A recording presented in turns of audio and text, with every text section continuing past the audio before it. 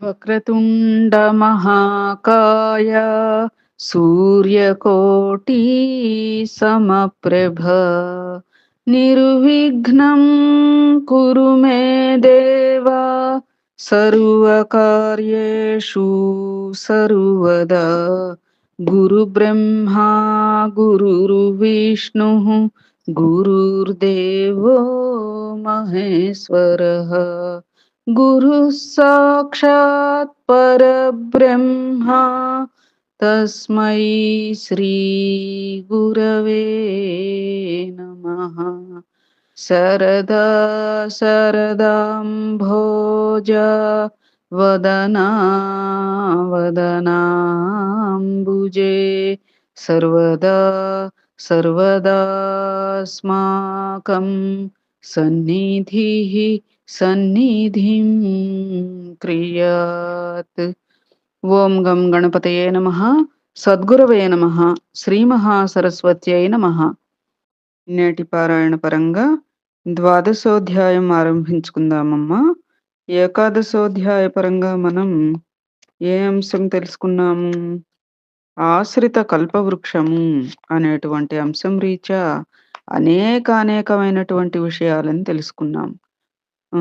కామధేనువు కల్పవృక్షం వంటివి మనము అడిగిన వాటిల్నే ప్రసాదిస్తే సద్గురువు కోరకుండానే మనకు శ్రేయస్కరమైన వాటిని ప్రసాదిస్తారు అనేటువంటి సత్యం కూడా అనేకమైన నిదర్శనాల రీత్యా మనం తెలుసుకుంటున్నాం. ఈ గ్రంథపరంగా ఎన్నెన్నో కథలు మనం ఈ మొదట్లో చెప్పుకున్నట్లుగానే సచ్చరిత్ర గ్రంథం తర్వాత దానిలో ఎన్నో విషయాలను ఈ గ్రంథంలో విపులీకరించడమే కాకుండా మనకి తెలియనటువంటి ఎన్నో మహిమలు, ఎన్నో లీలలు కూడా ఈ గ్రంథంలో దీని ద్వారా మనం తెలుసుకుంటున్నాం అనేది ఇప్పటికే మీరంతా కూడా గ్రహించి ఉంటారమ్మా కదా.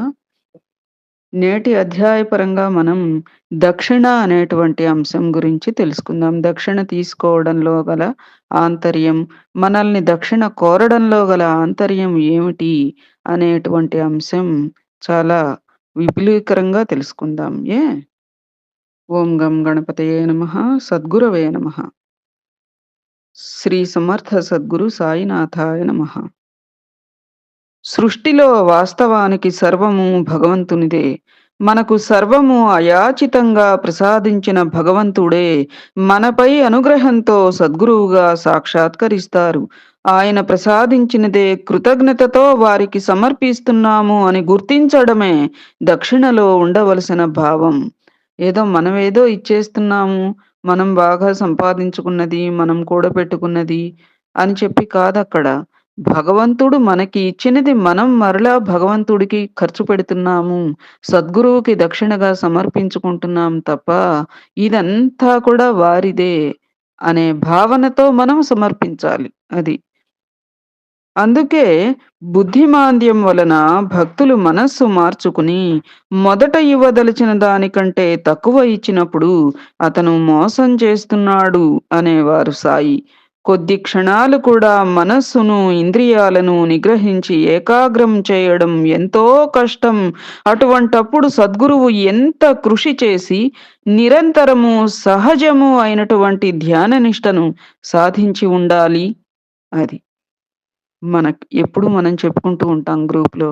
ఆధ్యాత్మిక ఉపకారం, ఆధ్యాత్మికమైనటువంటి కృషి చాలా కష్టతరమైనవమ్మా. ఇప్పుడు మామూలుగా డబ్బులు గాని, విద్య గాని, అన్నం గాని ఈ రీతి ఉపకారాలు కంటే కూడా ఆధ్యాత్మిక ఉపకారం అంటే ఒక మనిషి కష్టంలో ఉంటే వారి గురించి మనం గురు ప్రార్థన చేసుకోవటం, భగవంతుణ్ణి వేడుకోవటం ఇవన్నీ కూడా ఎంత నిస్వార్థమైనటువంటి కృషి. అంతేకాక ఇప్పుడు ఒక మనిషిని ఒక మహనీయుడు ఆశీర్వదించారు అంటే వారు ఎంతో సాధించినటువంటి ధ్యాన నిష్టని కొంచెం నీకు ఖర్చు పెట్టినట్టు లెక్క అక్కడ. అవునా? దానికి మరి నువ్వు దక్షిణ సమర్పించుకోవటంలోనే నీ విచక్షణ, వివేకత ఆధారపడి ఉంటుంది కదా అమ్మా. అట్లా సద్గురువు ఎంత కృషి చేసి నిరంతరము సహజము అయిన ధ్యాన నిష్టను సాధించి ఉండాలి అని ఆ శక్తితోనే అది అనుక్షణము భక్తుల కష్టాలు, కోరికలు తీరుస్తూ పరమార్థాన్ని చేకూరుస్తున్నారో కదా! ఇది తెలిస్తే గాని ఆయనకు కృతజ్ఞత ఎలా తెలుపుకోవాలో మనకి అర్థం కాదు. సద్గురువు కోరేది అటువంటి అవగాహన, కృతజ్ఞత, ప్రేమలనే. అంతేగాని ఇప్పుడాయన కష్టపడిపోతున్నారు అని చెప్పి మనం ఓ 10 సూట్‌కేసులు నోట్ల కట్టలును, ఒక బంగారపు గని తీసుకెళ్ళి పెట్టేస్తే ఆయన సాటిస్ఫై అవుతారు. మనం రుణం తీర్చుకున్నట్లే అని కాదక్కడ భావన. మనం ఆ భావనని గుర్తెరిగి వర్తించడమే మన దక్షిణ. అది. అవగాహన. సద్గురువు ఎంత కష్టపడుతున్నారు మన కోసం, ఎంత కృషి చేస్తున్నారు అనేటువంటి అవగాహన కలిగి, ఆ రీత్యా కృతజ్ఞత పెంపొందించుకొని, ప్రేమ భావనతో వర్తిల్లడమే మన యొక్క దక్షిణ అన్నట్లుగా. కారణం వాటి ద్వారా మాత్రమే మనం తరించగలం. భక్తులు కోరేది అశాశ్వతమైన లౌకిక విషయాలే అయినా ఆయన వాటిని సమకూరుస్తూ మనస్సును ఆత్మజ్ఞానం వైపుకు నడిపిస్తారు. అది. మనం కోరుకునేవన్నీ లౌకికాలే అని వారికి తెలియదా? తెలుసు. కానీ ఆ రీత్యా లౌకిక అవసరాలు మనకందరికీ కూడా వనగూడితే తప్ప, మనం పూర్ణ ఏకాగ్ర మనస్కులం ఆత్మజ్ఞానం వైపు పెట్టలేము, కాలేము. అందుకని ఏది అడిగినా సరే మాక్సిమం సమకూరుస్తారు. మాక్సిమం ఇస్తారు సద్గురువు. దానిలో గల కారణం అదెమ్మా. మనం గత అధ్యాయంలో కూడా చెప్పుకున్నాం. రెండో అధ్యాయంలోనో ఎక్కడో ఏమిటంటే సద్గురువు దగ్గరికి అట్లా లౌకికమైన కోరికలతో, లౌకికమైనటువంటి విషయాలు మనకి అంటే మన లౌకిక కోరికలు సిద్ధించాలి అనేటువంటి వాంఛతో ఆయన దర్శనానికి రాకూడదు అంటే ఎవ్వరిని కూడా అలా నివారించవద్దు. మొదట నా వద్దకందరూ అట్లాగే వస్తారు. కోరిక తీరి స్థాయి చిక్కాక వారంతట వారే ఆత్మపథం వైపు పయనిస్తారు అని చెప్పంటారు కదా! అట్లా మనం కోరుకునేవి లౌకిక విషయాలే అయినప్పటికిని ఆయన వాటిని సమకూరుస్తూ మన మనస్సును ఆత్మజ్ఞానం వైపుకు నడిపిస్తారు. ఆ కృతజ్ఞతే దక్షిణ. అంత చేశాడు కదా అని కృతజ్ఞత చూపించుకోవడంలోనే ఉన్నది మనం దక్షిణ సమర్పించటంలో గల ఆంతర్యం. అదమ్మా. అది కలిగి ఉండాలి మనం ఆ ఆంతర్యాన్ని కలిగి. ఒకసారి కుదిరిన ఆ భావం మరలా చెదరకుండా చూచుకోవడమే నిజమైన దక్షిణ. వారు నిరంతర తపస్సుతో కూడపెట్టిన తపశ్శక్తిని మనం వారి రక్షణలో పొందుతాము గనక, మనం కూడా ఎంతో శ్రమించి ప్రీతితో కూడపెట్టుకున్న ధనంలో సాధ్యమైనంత దక్షిణగా సమర్పించడం ధర్మం అని ఋషులు చెప్పారు. అది. మనం లౌకికంలో ప్రతి క్షణము కూడా ఆ యొక్క లక్ష్మీ కటాక్షం మనకి ఉండవలసిందే. లక్ష్మీ కటాక్షం అంటే ధనమనే కాదు. మనకి చక్కగా ఆరోగ్యం, ఆయుష్షు, సౌభాగ్యం, సంతానం అడుగు తీసి అడుగు వేస్తే కావలసింది ఏమిటి ఈ జగత్తున భూమి మీద? రూపాయి. అటువంటి రూపాయలని మనం ఎంతో కష్టపడి, ఎంతో ఇష్టంగా దాచుకుంటూ ఉంటాం గదా! అలాంటి ప్రీతితో కూడబెట్టుకున్నటువంటి అలాంటి ధనాన్ని నీవు దక్షిణగా సమర్పించటం ధర్మమని కూడా ఋషులు చెప్పారనమాట. వారి నుండి మనం పొందే లౌకిక సహాయం మనకు మాత్రమే ఉపయోగం. ఇప్పుడు మనం ఏదైనా కోరిక కోరుకున్నామనుకో భగవంతుడిని, మనకి వెంటనే ఆ కోరిక నెరవేరితే తద్వారా అది మనకి మాత్రమే ఉపయోగం. కానీ ఇక్కడ ఇది విను. మనం ఆయనకర్పించేది తిరిగి సకల జీవుల శ్రేయస్సుకు ఉపయోగపడుతుంది. మనం ఆ విశ్వాసంతో అయ్యో! మనకి ఉపకారం చేశారు అని విశ్వాసంతో సమర్పించేటువంటిదేదైతే ఉంటుందో అది సకల జీవుల శ్రేయస్సుకు ఉపయోగపడుతుంది. అందువలన దాని ఫలితం కోటి రెట్లుగా ఐహికంగానో, పారమార్థికంగానో మరలా మనకే సంక్రమిస్తుంది. అదెమ్మా. అట్లా మనం ఇచ్చినటువంటి దక్షిణ ఎన్నో రీతుల ఉపయోగపడుతుంది కాబట్టి, ఆ యొక్క ఫలం మళ్ళీ మనకే భగవంతుడు వెచ్చిస్తాడు. అది. అందుకనే నేను రూ. 1 తీసుకుంటే 10 రెట్లు దానికి ఇయ్యాలి అని చెప్పేవారు కాదు. అట్లా. అందుకే తాము స్వీకరించిన దానికి 100 రెట్లుట 10 రెట్లన్నా. సారీ. అందుకే తాము స్వీకరించిన దానికి తిరిగి 100 రెట్లుగా మేలు చేయవలసి ఉంటుంది అనేవారు శ్రీ బాబా. అధమ పక్షంగా దక్షిణను దానంగా తలచిన ఆ దానాన్ని స్వీకరించే వారి ప్రాశస్త్యాన్ని బట్టి దానఫలముంటుందని శాస్త్రం అది. అలా సాయికి సమర్పించబడిన దక్షిణ సకల దేవతలకు, సత్పురుషులకే కాక సకల సృష్టికి, పరమాత్మకు కూడా చెందుతుంది. మన భావము, గుర్తింపులపై మనమిచ్చే దక్షిణ యొక్క ప్రాశస్త్యం ఆధారపడి ఉంటుంది. అది. మంచి భావనతో మనం దక్షిణ సమర్పించాలి. ఆ దక్షిణ అంతగా సద్వినియోగం అవుతుంది కదా! అనే భావనతో మనం దక్షిణ సమర్పిస్తే అది మళ్ళీ ఇతరత్రా మన లబ్ధికి, మన ఉపకారానికి, మన శ్రేయస్సుకే ఆ సద్గురువు ఉపయోగింపచేస్తారు, వెచ్చిస్తారు అన్నట్లుగా. సాయి అడిగినటువంటి దక్షిణ అదే. సాయి కొందరు భక్తుల వద్ద దక్షిణ అడిగి తీసుకునేవారు. కొందరు ఇస్తే తీసుకునేవారు. కొందరితో తాము సాధువు గనక ధనం స్వీకరించరాదని సౌమ్యంగా వద్దు అనేవారు. కొందరిచ్చే దక్షిణ కఠోరంగా నిరాకరించేవారు. దక్షిణ అడిగే రీతులు కూడా వేర్వేరుగా ఉండేవి. కొందరి వైపు మౌనంగా చెయ్యి చాపేవారు. కొందరితో దక్షిణ కుక్షణ ఏమైనా ఇస్తావా అనేవారు. ఎవరైనా ఇయ్యకున్నా ఏహీ అనేవారు కాదు. అబద్ధం చెబితే బయట పెట్టేవారు. అయిష్టంగా ఇచ్చిన ఆ పైకం అన్యాయార్జితమైన స్వీకరించేవారు కాదు. సాయి దక్షిణలో కొంత ధునిలోకవసరమైన కట్టెలు కొనడానికి, మసీదులోనూ దేవాలయాలలోనూ దీపాలకు నూనె కొనటానికి ఖర్చు పెట్టేవారు. మిగిలిన పైకమంతా సాయంత్రమయ్యేసరికి పేదలకు, సాధువులకు పంచేసేవారు. ఇదంతా తెలియని వారు సాయి భక్తుల వద్ద డబ్బు గుంజుతారని ప్రచారం చేసేవారు. సాయిరాం. భక్తులు ఆపత్ సమయాలలో దేవతలకు మ్రొక్కుకుని కష్టాలు తొలగాక మర్చిపోతే బాబా వారి వద్ద ఆ పైకం స్వీకరించి రుణ విముక్తులను చేసేవారు. అది. మనమేవైనా దేవతలకి మొక్కుకుని మర్చిపోతూ ఉంటాం చూడండి. అప్పుడు ఆ మర్చిపోయినందుకు గాను అటువంటి మళ్ళీ దుష్ఫలితం మనకి రాకుండా ఉండటానికి కూడా సద్గురువులకిచ్చేటువంటి దక్షిణ మనలని కాస్తుంది అని. తరచూ ఆయన కోరే పైకం ఆధ్యాత్మిక సత్యాలను సూచించేదిగా ఉండేది. రఘువీర్ పురందరే వద్ద బాబా ఎప్పుడూ రూ. 2 మాత్రమే దక్షిణ కోరేవారు. అతడొకసారి కారణం అడిగాడు. నాకు కావలసింది కాసులు కావు, నిష్ఠ, సబూరి అన్నారు శ్రీ సాయి. బాబా, నేనా రెండూ ఎప్పుడో సమర్పించానే అన్నాడతడు. వాటిని నీవు సమర్పించలేదు. నీ భక్తి నిశ్చలం కాలేదు. నీవు నన్ను దృఢంగా అంటిపెట్టుకుని ఉంటే నేను నీ వెంటే ఉంటాను అన్నారు.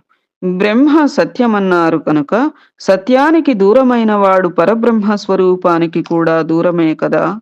బాబాను సంపూర్ణంగా విశ్వసిస్తే అసత్యమెందుకు అవసరమవుతుంది? ఒకసారి నార్కే ఉద్యోగం లేనప్పుడు షిరిడీలో 1 సంవత్సరం ఉన్నాడు. అప్పుడు సాయి అతనిని ప్రతిసారి రూ. 15 అడుగనారంభించారు. ఒకసారి అతడు, సాయి, నాకు ఉద్యోగం లేదు, సరైన దుస్తులు కూడా లేవు. నేను రోజూ మీకు రూ. 15 ఎట్లా సమర్పించగలను అన్నాడు. నీ పరిస్థితి నాకు తెలుసు. నీవు చదువుతున్న యోగ వాసిష్టంలోని బోధ నీ మనస్సులో నాటుకోవాలి. ప్రపంచంలో జీవిస్తున్న విషయాల పట్ల నిస్సంగుడవై ఉండాలని నా భావం అన్నారు. అది. మనం చదివేటువంటి సద్గ్రంథాల సారం కూడా మన మనస్సుకి ఆకళింపు కావడానికి కూడా అలా సద్గురువుకిచ్చే దక్షిణ మనకి ఉపయోగపడుతుందమ్మా. గురుబోధ యొక్క సారం గ్రహించి దాని ప్రకారం మన యోచనను, పనులను సంస్కరించుకున్నప్పుడే మనం నిజంగా గురువును ఆశ్రయించినట్లు. అలా కాకుంటే అది మిథ్యాభక్తే. దహనూ నివాసి బుద్ధదేవ్ జ్ఞానేశ్వరి పారాయణ చేశాడు గాని అతడికేమీ అర్థం కాలేదు. బాబా ఆజ్ఞాపిస్తే తప్ప మరలా అతను పారాయణ చేయదలుచుకోలేదు. తరువాత అతను షిరిడీలో ఉన్నప్పుడల్లా బాబా అతనిని రోజు రూ. 11 అడిగేవారు. అతను వరుసగా 10 రోజులిచ్చాడు. తరువాత రోజు బాబా, నాలోని 11 మీకు ఎప్పుడో సమర్పించాను అన్నాడు. ఏమిటి తనలోని 11? మనలో కూడా. ఏమిటి అంటే 5 జ్ఞానేంద్రియాలు, 5 కర్మేంద్రియాలు, మనస్సు. కాబట్టి 11 అయినాయి కదా! ఆ 11 కూడా రూపాయల రూపేణా మీకెప్పుడో సమర్పించాను కదా! అని చెప్పన్నారుట. అవి సమర్పించడానికి నీవెవరు? అవి ఎప్పుడో నా పరమైనాయి అని బాపూ సాహెబ్ జోగు వద్ద నుండి ఏకనాథ భాగవతం తెప్పించి, అందులో 11వ అధ్యాయం తెరిచి, అది జాగ్రత్తగా చదవమన్నారు. ఆత్మ సమర్పణ చేశాక, నేను సమర్పించాను అనడం ఎలా సాధ్యం? అలా అంటే అవి తనవేనన్న భావమున్నట్లే కదా! అది.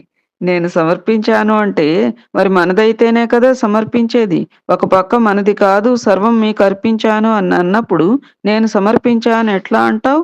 అవి నీవి కాదు కదా! అని. అర్థమైందా అమ్మా? దీక్షిత్ ఒకసారి ఏకనాథ భాగవతంలో ఆత్మ సమర్పణ గూర్చిన శ్లోకం చదువుతున్నాడు. సాయి అప్పుడే అతని నుండి 16.5 తీసుకురమ్మని బూటీని పంపారు.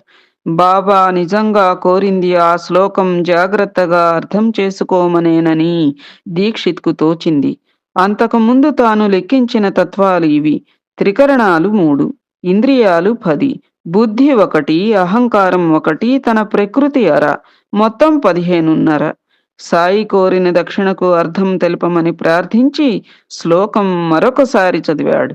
ఏకనాథుడు చిత్తాన్ని ఒక తత్వంగా చెప్పినట్లు గుర్తించినాడు. మొత్తం 16.5 సరిపోయిందిగా. అదే సాయి కోరారు. అది. ఒకప్పుడు దీక్షిత్ ఒక వేదాంత గ్రంథం చదువుతున్నాడు. అందులో బ్రహ్మమే సత్యమని, నామరూపాలతో గోచరించే జగత్తు మిథ్యయని చెప్పి ఉన్నది. అందుకు నగలు జగత్తుకు, బంగారం బ్రహ్మానికి పోలికగా చెప్పియున్నది. అది. బంగారం బ్రహ్మానికి అంటే ఇప్పుడు ఒక బంగారపు ముద్ద ఉందనుకోండి. ఆ ముద్ద నుండి మనం నగలు తయారు చేస్తూ ఉంటాం కదా! చేస్తూ ఉంటారు. అట్లా బంగారం ఏమిటి అక్కడ? బ్రహ్మానికి గుర్తుగా. ఆ పరబ్రహ్మం నుంచే, ఆ బ్రహ్మము నుంచే జగత్తు ఉద్భవించింది కాబట్టి జగత్తుని నగలతో పోల్చారు. కాబట్టి మరి బంగారం నుంచే నగలొచ్చినప్పుడు బంగారం మిథ్య అవుతుందా? అంటే ఇక్కడేం తీసుకోవాలి మనం? బ్రహ్మం నుంచే జగత్తు ఉద్భవించినప్పుడు బ్రహ్మం మిథ్య ఎలా అవుతుంది అన్నట్లుగా. బ్రహ్మం నుంచే జగత్తు ఉద్భవించినప్పుడు జగత్తు మిథ్య ఎలా అవుతుంది అని. అది అతనికి అర్థం కాక సాయిని ప్రార్థిస్తూ ఉంటే అప్పుడే అతనిని రూ. 100 దక్షిణ పంపమని కబురు చేశారు సాయి. వెంటనే అతనికి స్ఫురించింది. వేదాంతం ఈ జగత్తు లేదు అనదు. జగత్ అనే నామరూపాలు నశిస్తాయని, వాటికాధారమైనది నిత్యమని చెబుతుంది. అది. అక్కడ జగత్తు మిథ్య కావటల్లా. జగత్తు అనేటువంటి నామరూపాలు నశిస్తాయి. వాటికి ఆధారమైనది నిత్యం. అంటే ఏమిటిక్కడ? బాబా కోరిన 100లో 1 లేకపోతే సున్నాలకు ఉనికి లేనట్లే. నిత్యమైన సద్వస్తువుకు అన్యంగా రూపాలు ఉండవని ఒక సున్నా, పేర్లుండవని మరొక సున్నా తెలుపుతున్నాయి. నిత్య వస్తువును 1 సూచిస్తున్నది. అది. నిత్యమైనటువంటి వస్తువుకు అన్యంగా వేరే రూపాలు ఉండవు అనేది ఒక సున్నా చెప్తోంది. ఇంకో సున్నా ఏం చెప్తోంది? పేర్లు ఉండవు అని చెప్పి ఇంకో సున్నా చెప్తోంది. కాబట్టి మరి సత్యంగా ప్రకాశించేది ఏమిటిక్కడ అంటే 1. నిత్య వస్తువును 1 సూచిస్తోంది. అంటే ఇక్కడ జగత్తు మిథ్య కాదు. ఆ యొక్క నామరూపాలు నశిస్తాయి అనేది. బ్రహ్మం 1తో పోల్చుకోవాలి సత్యమైనది అన్నట్లుగా. ఇది సుందరకాండలో కూడా మనం చెప్పుకున్నాం. తాత్విక విశ్లేషణలో వస్తుంది. ఒకరోజు రేగే తన జేబులో రూ. 100 ఉంచుకుని బాబాను దర్శించాడు. సాయి అతని వద్ద ముందు 40, తరువాత 40, ఆ తరువాత రూ. 20 దక్షిణ తీసుకుని మరలా రూ. 40 అడిగారు. ఆయన వద్ద పైకం లేదంటూ ఉంటే శ్యామ వద్దకు పంపారు. అతడు ఇలా అన్నాడు: ఆయన కోరేది డబ్బు కాదు, నీ మనస్సు, బుద్ధి, కాలము, ఆత్మలనే. సాయి ఈసారి దీక్షిత్ వద్దకు పంపారు. అతను నీ దగ్గర ధనం లేదని, యాచించటం అగౌరవం అని అనుకోరాదని సాయి బోధించినారు అన్నాడు. తరువాత బాబా అతనిని చందోర్కర్ వద్దకు పంపారు. అతను సాయి కోరినప్పుడు మన వద్ద పైకం లేకపోవడం బాధాకరమే. అందుకే నేను సహం పైకం కోపర్గాంలో ఉంచి నా వద్దనున్నది అయిపోయినప్పుడు తెప్పిస్తాను అన్నాడు. ఆ విషయం చెప్పగానే సాయి అతన్ని పిలిపించి మొదట రూ. 40, తర్వాత రూ. 40, ఆ తర్వాత రూ. 20 తీసుకున్నారు. అతను కోపర్గాం నుంచి పైకం తెప్పించుకునేలోగానే మరలా దక్షిణ కోరారు సాయి. నానాసాహెబ్ చిన్నబుచ్చుకున్నాడు. భక్తి ప్రధానంగాని యుక్తి కాదు అని సాయి అతనికి తెలియచెప్పారు. ఒకప్పుడు తర్కాడ్ భార్యను రూ. 6 కోరారు బాబా. అది విని ఆయన కోరినది అరిషడ్వర్గాలు విడవమని అన్నాడు తర్కాడ్. ఆమె మసీదుకు వెళ్ళినప్పుడు సాయి మరలా దక్షిణ కోరారు. తాను వాటిని సమర్పించానని చెప్పగానే ఆ స్థితి తొలగిపోకుండా జాగ్రత్తగా చూచుకో అన్నారు. అలా భావం నిలిస్తేనే నిజమైన దక్షిణ సమర్పించినట్లు. సాయి బీవీ దేవ్ వద్ద దక్షిణగా 4 సవర్లు తీసుకుని కూడా నీవు నాలిగిచ్చినా బాబాకు చెందినది ఒక్కటే అన్నారు. భక్తుడు ఎన్నిసార్లు తన అంతఃకరణ చతుష్టయం భగవంతునికి అర్పించినా ఆయనకు చెందేది ఆత్మ ఒక్కటే, అది ఒక్కసారే. సాయిరాం. ఒకప్పుడు మరికొంతమందితో పాటు రఘు అనే సాయి భక్తునికి కూడా జైలు శిక్ష విధించారు.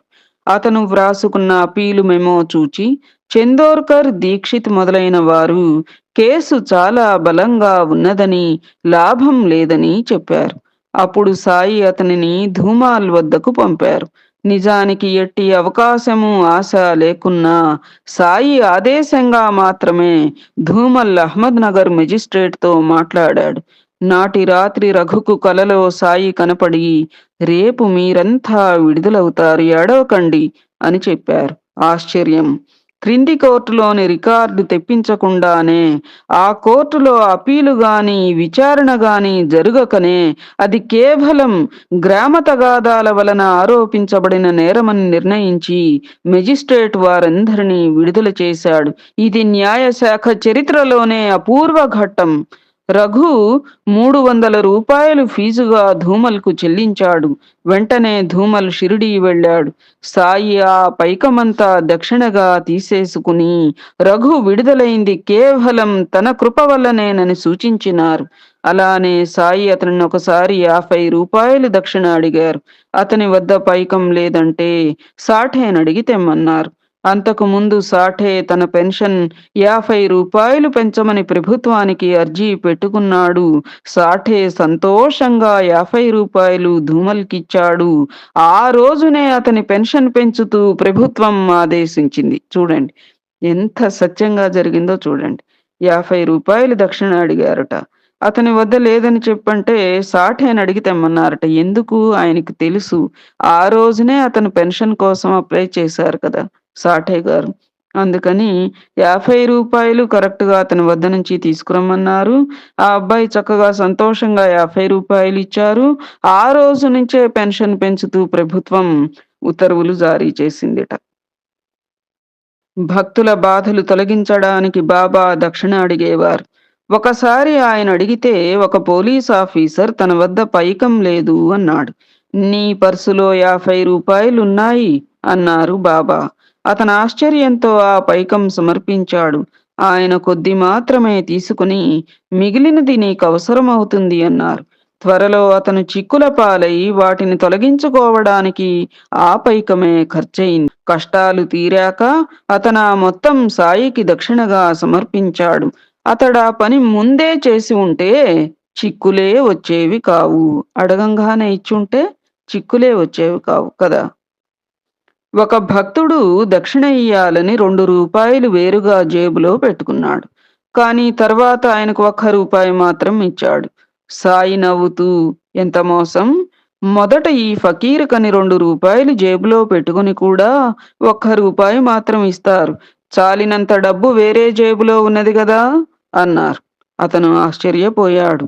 సాయి కోరే దక్షిణ ఒకప్పుడు భవిష్యత్తును నిగూఢంగా సూచించేది. 5 గదులతో భవనం నిర్మించదలిచి సాయిని దర్శించాడు దేవ్. అప్పుడు బాబా నేల మీద 25 గీతలు గీస్తూ గదికొక రూపాయి చొప్పున రూ. 25 దక్షిణ ఇవ్వు అన్నారు. అతను సమర్పించాడు. ఆశ్చర్యం, అది 25 గదుల భవనమైంది. అలాగే 1912లో ఒకరోజు పోలీస్ ఇన్స్‌పెక్టర్ సోమనాథ్ వద్ద సాయి రూ. 10 దక్షిణ తీసుకున్నారు. ఆ రోజు నుంచే అతని నెల జీతం రూ. 10 పెంచినట్టు 6 నెలల తరువాత అతనికి ప్రభుత్వం నుంచి ఉత్తర్వు వచ్చింది. నాచ్‌నే శంకర్రావు నమస్కరించగానే బాబా రూ. 15 దక్షిణ కోరారు. అతడు తన వద్ద డబ్బు లేదు అన్నాడు. వెంటనే సాయి రూ. 30 ఇయ్యమన్నారు. అతను తిరిగి అదే బదులు చెప్పారు. సాయి రూ. 64 కావాలన్నారు. వెంటనే అతడు, బాబా, మేము పేదవాళ్ళం, అంతంత ఇయ్యలేము అని మొరపెట్టుకున్నాడు. అప్పుడు సాయి వారిని ఆ డబ్బు ప్రోగు చేసి ఇయ్యమన్నారు. ఆయన భావమేమో వారికి తెలియలేదు. 1916లో బాబాకు జబ్బు చేసినప్పుడు ఆయనకు ఆరోగ్యం చేకూరాలని సప్తాహం అన్నదానాల కోసం నాచ్‌నే శంకర్రావు కూడా వసూళ్లు చేశారు. వారు సేకరించి పంపినది సరిగ్గా రూ. 64. సాయిరాం. సాయి పవిత్రుల వద్ద మాత్రమే దక్షిణ స్వీకరించేవారు. ఉంపుడు గత్తెనుంచుకుని సుఖరోగాలతో బాధపడేవాడొకడు షిరిడీ చేరి బాబాకు రూ. 50 సాయి కోపంతో, నీ డబ్బు నాకొద్దు, నీ ఒకతినుంచుకున్నావుగా దానికివ్వు అన్నారు. అతడు సిగ్గుతో తల వంచుకుని వెళ్ళిపోయాడు.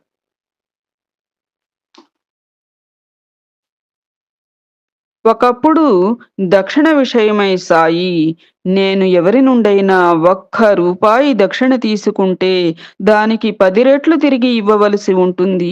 ఎప్పుడూ ఏది ఊరికే నేను తీసుకోను. ఆ ఫకీరు చూపిన వారి నుండే స్వీకరిస్తాను. వాళ్ళు దక్షిణ రూపంలో పుణ్యం నాటి తరువాత సమృద్ధిగా ఫలితాన్ని పొందుతారు. సిరి సంపదలు ధర్మాన్ని సాధించడం కోసమే ఉన్నాయి. కేవలం సుఖాల కోసం వెచ్చిస్తే అది వ్యర్థమే. ఇదివరకు ధర్మం చేసి ఉంటేనే ఇప్పుడు సంపద పొందుతావు. అది భగవంతుడిచ్చినదే కనుక భగవంతునికివ్వడం వలన భక్తి జ్ఞానాలు వృద్ధి పొందుతాయి. నేను మాత్రం చేసేదేమిటి? ఒకటి స్వీకరించి 10 రెట్లు ఇస్తున్నాను అన్నారు శ్రీ సాయి. इति द्वादशोऽध्यायं सम्पूर्णम्। एतत्फलं सर्वं सद्गुरुचरणारविन्दार्पणमस्तु। सद्गुरवे नमः। श्रीमात्रे नमः। श्री सीतारामलक्ष्मण भरत शत्रुघ्न सहित हनुमते नमः। जय साई मास्टर।